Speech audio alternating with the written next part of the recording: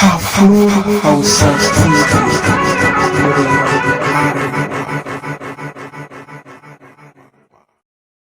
Assalamu alaikum masu sauraro, barka da daidai wannan lokaci. A cikin wannan bidiyo namu muna ɗauke da sabon naɗin sarauta na sabon shantalin ringin, ma'ana a jihar Jigawa kenan. Biki ya yi biki, abun ma sai kun gani a cikin bidiyon. Mai sauraro, idan wannan shine zuwanka na farko wannan tasha tamu mai albarka, ma'ana a daure a danna mana subscribe da ƙararrawa domin samun shirye-shiryenmu a kan lokaci. Yanzu za mu gabatar muku da bidiyon kamar haka.